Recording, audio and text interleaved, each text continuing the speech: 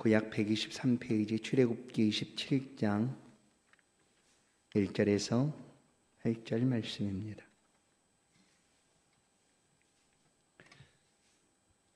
한 절씩 교독해서 읽겠습니다. 1절 읽습니다. 너는 조각목으로 길이가 5규빗, 너비가 5규빗의 제단을 만들되 네모 반듯하게 하며 높이는 3규빗으로 하고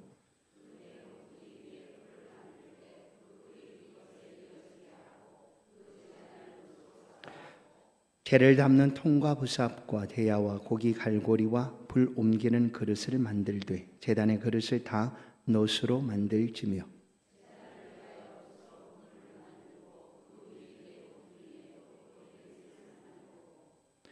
그물은 제단 주위 가장자리 아래 곧 제단 절반에 오르게 할지며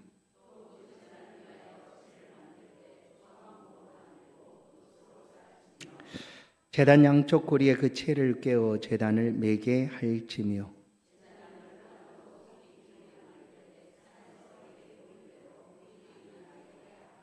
아멘. 우리 인사하십시다. 하나님이 당신을 사랑하십니다. 아멘. 번제단을 통한 교훈이라는 제목으로 말씀을 함께 나누겠습니다. 오늘의 말씀은 성막 안에 있는 제단에 관한 내용입니다. 먼저 성막과 그리고 성소, 지성소가 있는 그림을 먼저 한번 보도록 하겠습니다. 성막 평면도 이렇게 생겼습니다. 25m, 50규빗, 100규빗, 500m, 50m, 그리고 이제 그 성막들 전체 안에는 울타리가 쳐져 있고, 그 다음에 이제 그 성막 안에 앞에 불이 피어 있는 번제단, 그게 단입니다. 그 다음에 물두멍이 있죠. 그 다음에 이제 성소가 있고, 휘장 덮개 뒤쪽으로 지성소가 있습니다. 오늘 연기가 피어오르는 그 성막 안에 있는 이제 제단에 대한 말씀을 오늘 함께 읽었습니다. 성막 안에 뜰이 있고 그 뜰 안에 여러 가지 이제 기물들이 함께 놓여 있습니다. 그 중에 성막 마당에 놓여 있는 이 번제단을 보시면 짐승들을 하나님 앞에 제사할 때, 특별히 번제를 드릴 때, 태워서 드리는 제사죠. 그 번제를 드릴 때 그 짐승들을 손질하고 그 짐승들을 불태워 하나님 앞에 드리는 그런 제단이 바로 오늘 말하고 있는 제단입니다. 성막들 안에는 이 번제단과 그리고 물두멍이 아까 보이는 대로 있습니다. 이 물두멍은 제사장들이 성소로 들어갈 때 그 성소 앞에 있어서 손을 정결하게 씻고 그 성소로 들어가는 그런 곳입니다. 오늘 이제 보여주고 있는 내용, 오늘 우리가 함께 볼 내용이 바로 오늘 그림에서 보시는 대로 번제단입니다. 이 번제단의 모양이 이렇게 정사각형으로, 그리고 네 기둥에 뿔이 놓여 있고, 그리고 또 양쪽으로 채가 꽂아 있는, 그리고 그 번제단 안쪽에 보면 쇠 창살처럼 이렇게 이제 뜰채처럼 그렇게 놓여 있는 모습을 보게 됩니다. 이제 이 번제단에 관해서 어떻게 부르고 있었는가 하면, 이제 이 번제단을 가리켜서 놋단이다라는 표현으로도 부르고 있습니다. 놋단. 왜냐하면 오늘 본문에서 읽었던 것처럼 이 번제단도 역시 똑같이 조각목으로 만듭니다. 아카시아 나무로 그렇게 만든 다음에 그 겉을 놋으로 싸게 합니다. 다른 성경 기물은 이제 놋으로 싸지 않고 어떻게 쌉니까? 금으로 싸죠, 금으로. 근데 이제 이 번제단은 거기서 항상 불이 태워져야 합니다. 그러면 이 불에 취약한 것이 금입니다. 금보다 더 강한 것이 바로 놋이기 때문에 이 번제단을 놋으로 싸도록 이렇게 말씀을 하셨다. 그래서 이 번제단을 가리켜서 놋단이다라는 표현으로 부르기도 하였다라는 것입니다. 이 번제단은 번제 제사를 하나님 앞에 드릴 때 꼭 필요한 것이 바로 이 번제 제단이었습니다. 성막 안으로 들어가는 사람은 반드시 제단을 통과를 해야 했습니다. 제단을 어떤 형태로든지 통과를 해야 돼. 의미가 그렇다라는 거예요. 예, 성막이 아까 본 대로 25m, 50m 이렇게 기둥들이 다 세워져 있고 그 안으로 들어갈 때 이 번제단, 제단을 통과해야지만 안으로 들어갈 수 있도록 맨 앞쪽에 성막을 들어가는 바로 앞쪽에 이 번제단을, 제단을 두게 됩니다. 우리가 성막을 들어간다라는 의미는 어떤 것인가 하면 이스라엘 백성들로 하여금 하나님께서 내가 너희와 함께 하겠다, 이곳에 임재하여 있겠다라는 그런 말씀을 하십니다. 그것의 상징으로 하나님의 임재의 장소를 하나님이 만들게 하신 거죠. 모세가 생각이 나서 우리가 하나님을 만들려면, 하나님 만나려면 이런 준비가 필요하고 이런 기물들이 필요할 거야. 전혀 아닙니다. 하나님께서 시내산으로 부르시고 모세로 하여금 말씀하신 대로 만들게 하신 것이죠. 그래서 우리가 믿는 하나님, 그리고 다른 모든 세상의 사람으로부터 출발한 종교와 다른 점은 바로 이런 거예요. 크게 다르다라고 할 수 있는 게 뭐냐면, 세상의 모든 종교라고 하는 것들은 모두 다 사람이 찾아갑니다. 사람이 만들거나 사람의 필요에 의해서 만들어 놓고 사람이 찾아가는 그런 형태입니다. 그러나 우리의 하나님, 우리가 섬기는 하나님은 우리가 절대로 먼저 찾아갈 수가 없습니다.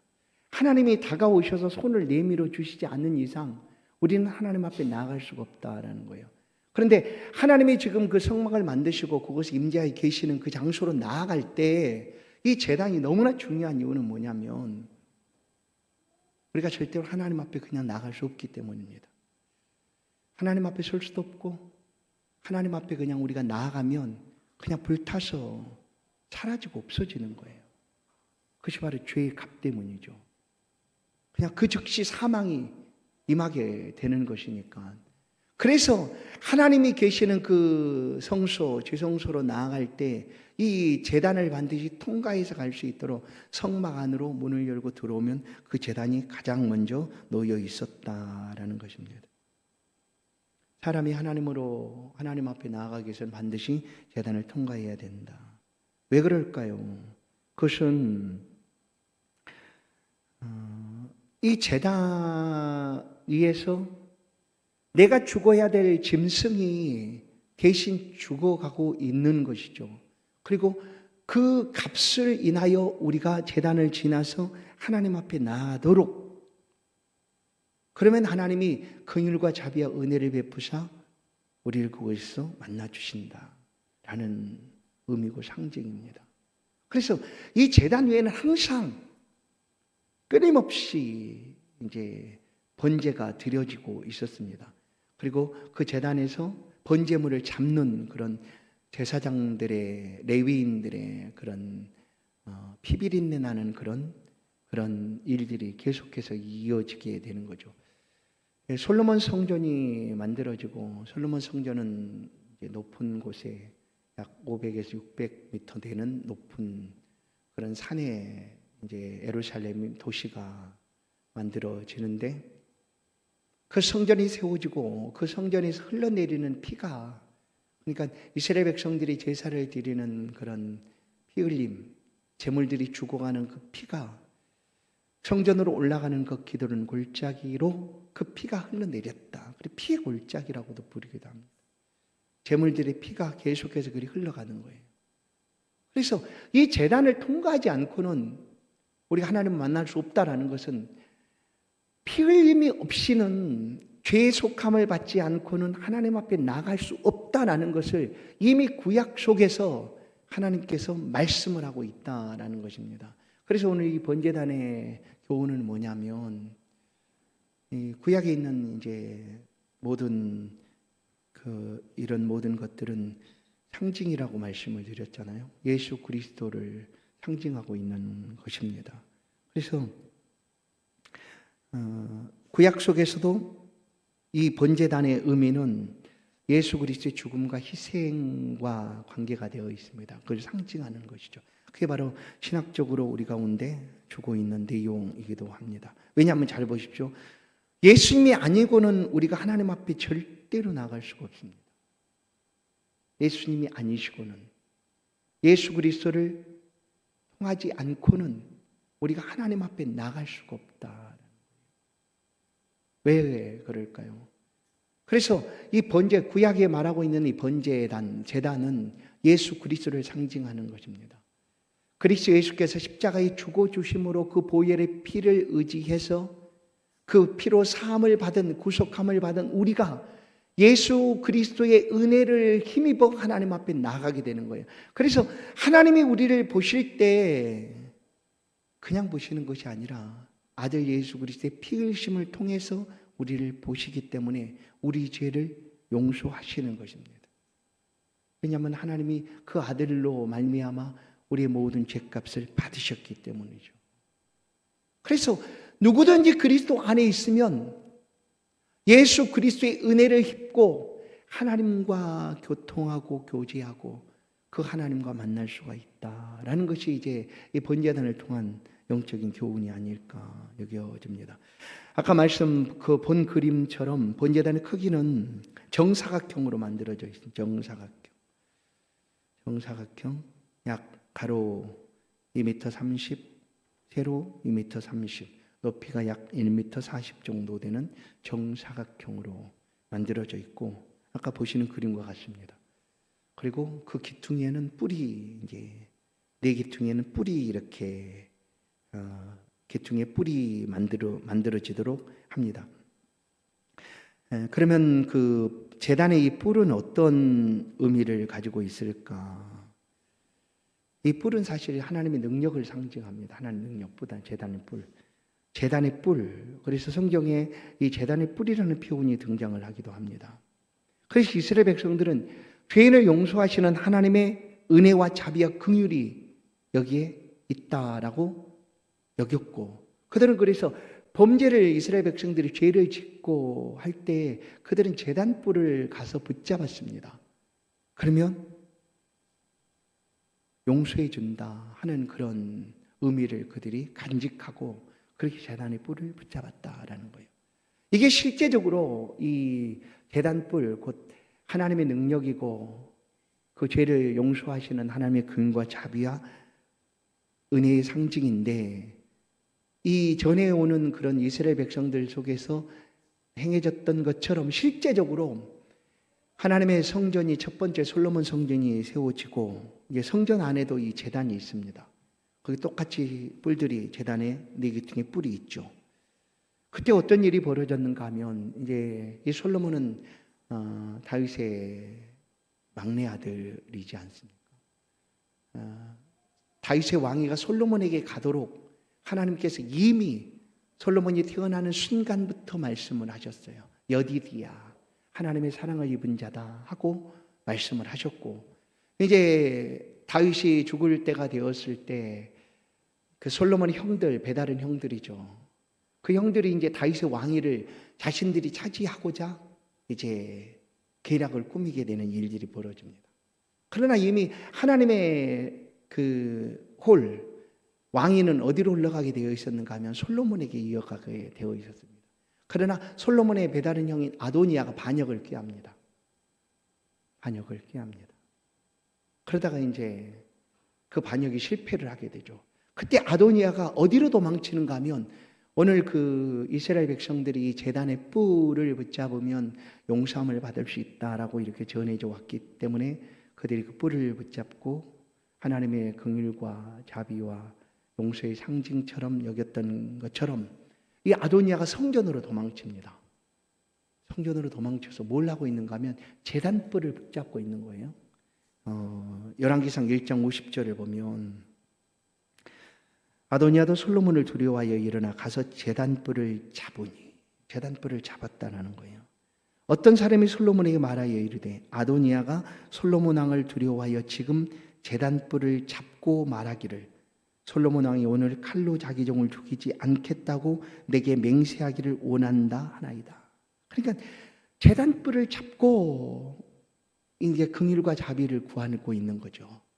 그래서 솔로몬이 그때 아도니아를 그 제단뿔에서 바로 해하지 않습니다. 그리고 약속을 하고 그러나 아도니아가 그 솔로몬과의 약속을 어겼기 때문에 나중에 솔로몬에 의해서 죽임을 당하게 되죠.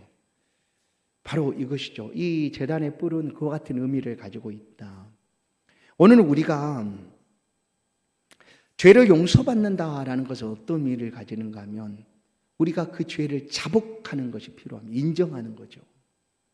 내가 죄를 지었습니다 하고 자복하고 인정하고 통해 자복할 때 하나님의 긍휼과 자비하심의 은혜가 임하게 되는 것이다 라는 거예요.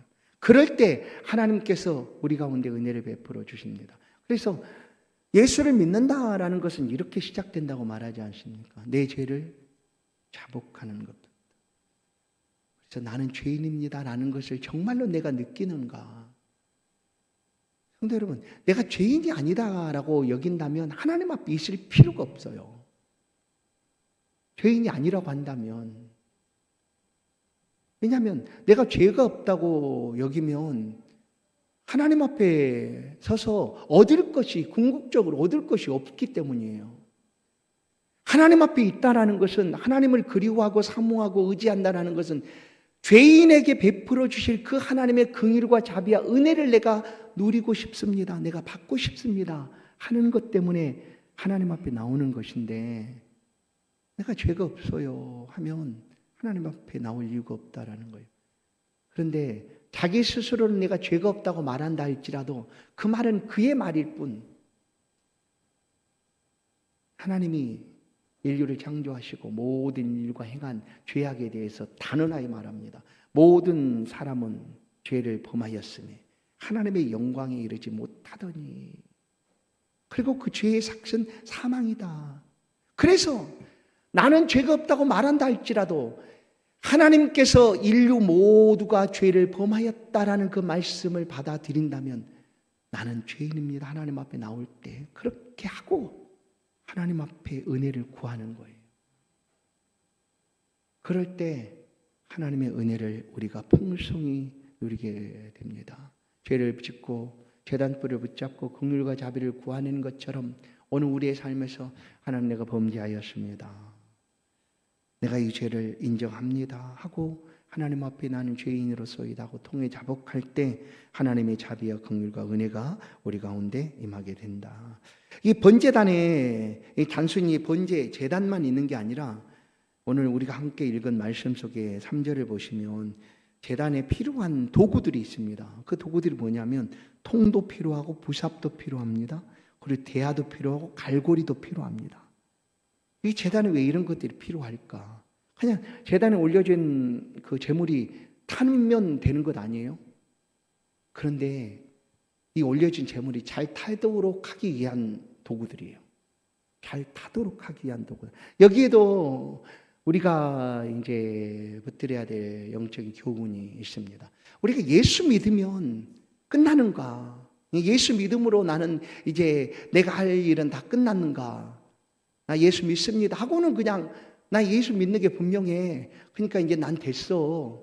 나 예수 믿어. 그러나 내 마음대로 살 거야. 그러나 나는 예수 믿어 하는 것으로 끝나는가? 보세요. 제단에 올려진 그 제물이 완전하게 소화되고 타야 합니다. 불이 타올라서 깨끗하게 소재되어야 합니다. 그런데 그 제물이 그냥 타지는 게 아니라는 거예요. 밑에서 장작불을 넣고 그 장작이 활활 타오르도록, 그리고 뒤집어주는 갈고리도 필요한 거예요. 그렇죠? 필요하죠. 그리고 이제 또 다시 제물들을 태우기 위해서 정리를 하고 청소를 해야 되는 일이 있지 않습니까? 그럴 때 필요한 도구들입니다. 그러니까 제단에 이런 필요한 도구들이 있어야 된다라는 거예요. 그래야지만 이 제단의 제물들이 온전하게 번제로 하나님 앞에 드려질 수가 있다. 이 영적인 교훈은 우리가 이제 예수를 믿었습니다. 말씀드린 대로 예수 믿은 것으로 끝나는 게 아니라 그 믿음이 하나님이 기뻐하시는 믿음으로 자라가야 된다라는 거죠. 하나님이 인정해 주시는 믿음의 자리까지 우리의 믿음이 자라가야 된다라는 거예요.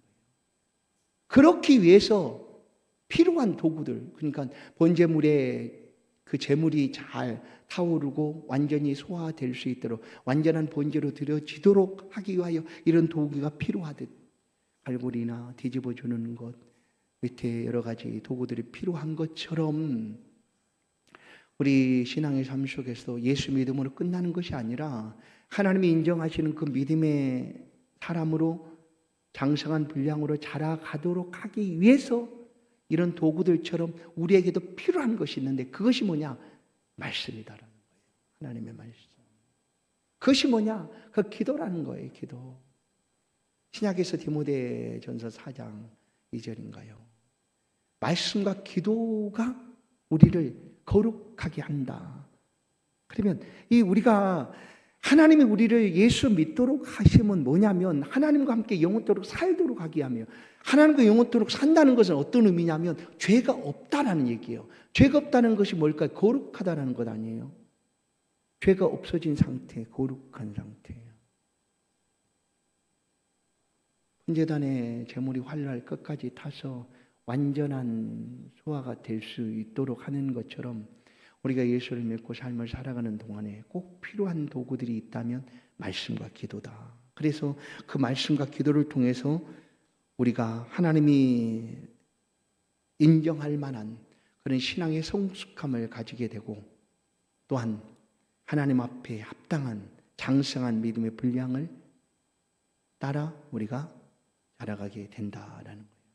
그러니까 이 번제단, 제단에 필요한 도구들처럼 우리 신앙생활에 꼭 필요한 도구들도 말씀과 기도다라는 거예요. 자, 4절 5절을 보면 아까 본 대로 정사각형의 제단에 가운데 그 제단 중간 가장자리에 올려놓는 뭐가 있습니까? 고리 모양으로 된 그물로 된 이제 모양으로 된 어떻게 보면 석쇠 같은 거죠. 우리가 고기를 구울 때 밑에 불이 올라오고 그 위에 이렇게 잘 구워지도록 하는 그런 거를 얘기하는 거예요. 노수로 만들어 놓고 이제 거기다 놓고 제물을 올려놓고 하도록 하는 일이죠. 이건 역시 마찬가지입니다. 왜 이게 필요한가 하면 한 번으로 끝나는 것이 아니고 계속해서 제물을 올려서 태우고 그 다음에 또 다시 얼른 정리를 한 다음에 청소를 깨끗이 하고 또 다른 제물들을 또 올려야 되는 상황이거든요. 그러면 이런 편의상 석쇠 같은 모양의 이런 놋으로 만든 이렇게 모양이 없다면 어떻게 하겠어요? 잘 타지도 않을 것이고 그리고 나중에 청소하거나 정리하는데도 어려움이 있을 것이다. 그래서 이런 일들을 깨끗하게 청소하고 할 수 있도록 용이하도록 이런 그 번제단 제단 안에 이렇게 놋으로 만들어도록 하였다. 그리고 아까 보신 대로 그 번제단 제단의 바깥으로 고리를 만들고 그 고리에 채를 깨게 합니다. 이것은 이제 성막에 있는 모든 기물들은 다 이렇게 고리를 깨서 가져갈 수 있도록. 왜냐하면 이것도 이제 거룩함을 위함이었죠. 아까 이제 나중에 또 보겠지만 물두멍도 역시 마찬가지로 손을 씻는 그 행위를 통해서 거룩함을 드러내도록 그리고 이 직접 사람이 손으로 그와 같은 기구들을 만지지 않도록 그래서 제사장이 채를 만들고 그 채를 고리에 깨서 그냥 어깨에 매도록 그렇게 하기 위하여 이 제단에 이런 고리를 만들고 채를 만들도록 하였다. 이제 마지막 정말 제단에서 중요한 게 있습니다. 마지막 8절을 보시면 8절 말씀을 다시 한번 보십시다. 제단은 널판으로 속이 피게 만들되 산에서 내게 보인 대로 그들이 만들게 하라. 뭘까요? 가장 중요한 제단의 가장 중요한 말씀이 여기에 담겨져 있어요. 뭐냐면 잘 보세요. 산에서 내게 보인 대로예요. 산에서 내게 보인 대로 만들게 해라라는 거예요. 모세에게 하는 말이잖아요. 하나님이 모든 식양들을 산에서 모세에게 알려주었어요. 설계 도면을 보여준 거죠. 그리고 너는 가서 이것을 만들게 해라. 나중에 특별한 재능을 받은 올리압과 부살엘 같은 그런 사람들을 통하여 이 성막에 필요한 모든 기물들, 기구들을 만들도록 하나님이 특별한 재능을 그들에게 주셨어요. 그들이 만들 때 자기의 의지나 뜻대로가 아니라, 자기가 보기에 좋은 대로가 아니라, 오늘 분명하게 말합니다. 산에서 내게 보인 대로예요. 여러분, 우리가 범죄하고 하나님을 만날 수 없는 그런 때에 하나님 우리를 위하여 이런 모든 것들을 준비하시고 제단을 통하여 짐승의 피를 받으시고 죄 용서함을 받고 우리로 만나게 하신 이때에 하나님께서 우리 가운데 하시는 말씀은 이제 이 제단의 교훈처럼 오늘 우리가 이 삶을 살아가고 있는 건데, 신앙생활을 하고 있는 것인데, 그 삶 속에서 정말로 중요하게 얘기해야 될 것은 뭐냐면 산에서 내게 보인 대로예요. 이거 뭐예요? 하나님이 말씀하신 대로라는 거예요. 하나님 말씀하신 대로. 하나님 말씀하신 대로. 그래서 사실 우리가 신앙생활을 잘한다라는 것은 어디에 집중을 해야 되는가 하면 하나님 말씀하심에 집중을 해야 돼요. 하나님이 내게 뭐라 말씀하실까 하는 거예요. 오늘 어떤 것이 내게 유익할까도 필요하죠. 그러나 그것보다 우선되어야 되는 것이 뭐냐면 하나님이 내게 뭐라고 말씀하셨는가, 하나님이 나의 삶을 어떻게 보시고 계실까, 하나님이 내 인생을 어떻게 인도하기를 원하실까, 하나님이 내게 주신 그 재능과 열정을 가지고 하나님을 위하여 내가 어떤 삶을 살아가는 것이 옳은가 하는 것에 집중해야 된다라는 거예요. 그게 제일 중요합니다. 사실 그게 제일 중요해요. 내게 보인 대로예요. 내게 보인 대로. 산에서 내게 보인 대로. 성도 여러분, 이것이 바로 우리의 신앙생활이 되어야 하는 거예요. 신앙생활 역시 하나님을 위하여 살아가는 우리의 신앙생활이 되어야 된다. 우리가 무엇을 하든지 어디에 거하든지 하나님 말씀하신 대로 곧 하나님의 뜻대로 행하여야 된다라는 말씀입니다. 이제 말씀을 정리하면 이 번제단은 예수 그리스도를 상징합니다. 그래서 하나님 앞에 나아간 유일한 길은 예수 그리스도예요. 번제단을 통하지 않고 절대 하나님 앞에 갈 수가 없었어요. 예수 그리스도로 말미암지 않고는 하나님 앞에 나아갈 수가 없어요. 천하 인간에게 다른 이름을 주신 일이 없느니라 하고 말씀하시죠. 없어요. 예수 이름 외에, 예수의 다른 이름으로 구원받을 수 있는 게 없어요. 오직 예수 그리스도밖에 없습니다. 그래서 우리의 구원은 오직 예수 그리스도로 말미암아 가능하게 된 거예요. 그것이 바로 번제단, 제단과 같은 모습이죠. 그래서 사실 구약 속에서도 예수 그리스도가 그때에 어떻게 나타나고 있었는가, 이 제단을 통하여 우리가 오늘 예수 그리스도의 은혜를 힘입고 살아가는 것처럼 구약 성도들은 그 제단을 통하여 예수 그리스도의 구속의 은혜를 이제 그림자처럼 먼 발치에서 보는 것처럼 그렇게 내다보고 삶을 살아가고 있었다. 그러니까 구약 속에서도 이미 오늘 우리 신약에서 누리는 이 예수 그리스도의 은혜를 하나님이 누릴 수 있도록 이런 성막이나 이런 제단들이나 이런 성막 기구들을 통하여 하나님께서 그들에게 말씀하고 계셨다라는 거예요. 성도 여러분, 우리가 하나님 앞에 합당한 삶을 살아가기 위해서, 곧 하나님 말씀하신 대로의 신앙의 삶을 살기 위해서는 꼭 필요한 것이 바로 말씀과 기도입니다. 우리의 삶의 자리에서 강요하지 않아도 우리 하나님 말씀을 더 가까이 대하시고 또한 기도하는 삶을 잘 살아가셔서 오늘 이 시간에도 도우시는 성령 하나님의 도우심으로 말씀과 기도로 늘 승리하는 우리의 복된 신앙생활, 또 하나님 인정하시는 그런 장성한 믿음의 분량으로 잘 자라가는 우리 만육계 성도들 되기를 주의 이름으로 간절히 축원합니다. 하나님 감사합니다.